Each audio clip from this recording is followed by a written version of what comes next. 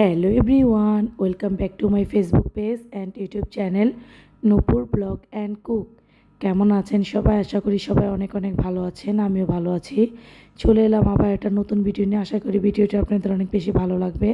তো আজকে আবার অনেক দিন পর একটা লং ভিডিও আপলোড করব। আসলে লং ভিডিও অনেক আছে আমার গ্যালারিতে, আলসামোর কারণে ভয়েস দেওয়া হয় না বা এডিট করা হয় না।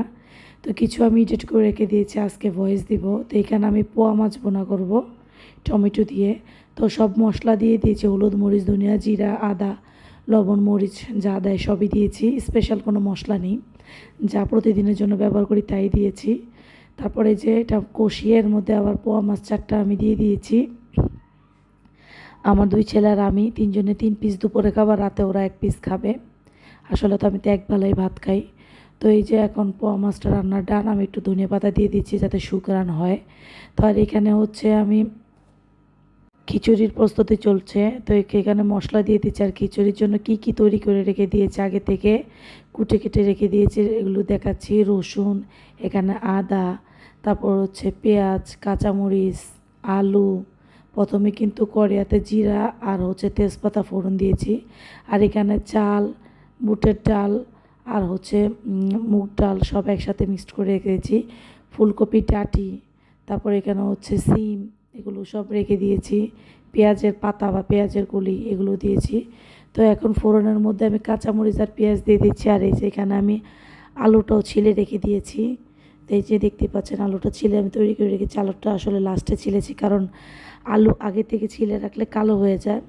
এখন এইগুলো আমি দিয়ে দিব, দিয়ে ভালোভাবে কষাবো। তারপরে দেন এটার মধ্যে যত মশলা দেওয়া দরকার সবই দিয়ে দিব। আর এর মধ্যে বলে রাখছি, কে কোথা থেকে আমার এই ভিডিওটি দেখছেন প্লিজ আমার ইউটিউব চ্যানেলটি সাবস্ক্রাইব করে দেবেন। আর ভিডিওটি যদি ইউটিউব থেকে দেখে থাকেন প্লিজ আমার ইউটিউব চ্যানেলটি সাবস্ক্রাইব দিবেন। আর যদি ফেসবুক থেকে আমার এই ভিডিওটি দেখে থাকেন প্লিজ আমার ফেসবুক পেজটা একটা ফলো দিয়ে যাবেন। আমার ইউটিউব চ্যানেল আর ফেসবুক পেজের নাম একই, নূপুর ব্লগ অ্যান্ড কুক। আপনাদের সুবিধার্থের জন্য বলে দিয়েছি। কে কোথা থেকে আমার ভিডিও দেখছেন, নিয়মিত দেখছেন কিনা অবশ্যই জানাতে ভুলবেন না। আসলে ভয়েস কী দিব, গলার অবস্থা এত বাজে, 2 দিন পর পরই গলার অবস্থা খারাপ হয়ে যায়। তারপরে এই যে এখন সব কষিয়ে এর মধ্যে চাল ডালগুলো দিয়ে দিচ্ছি। সবজিগুলো কষানো শেষ, চাল ডাল দিয়ে আর একটু ভালোভাবে কষাবো বা ভাজা ভাজা করে তারপরে এর মধ্যে গরম পানি দিয়ে দিব। আমি গরম পানি করে রেখেছি যাতে গরম পানিটা দিয়ে দিতে পারি, সুবিধা হয়। গরম পানি তরকারিতে দিলে তাড়াতাড়ি হয়ে যায়। আর সবার শেষে দিচ্ছি হচ্ছে টমেটো আর ফুলকপি, কারণ এগুলো নরম সবজি, এগুলো লাস্টে দিলে ভালো। যদি প্রথমে দিয়ে যাই তাহলে কিন্তু এগুলো সিদ্ধ হয়ে যায়, অনেক খারাপ লাগে খেতে, এত বেশি সিদ্ধ ভালো লাগে না। তো আজকের ভিডিওটি এই পর্যন্তই। Thank you for watching my video.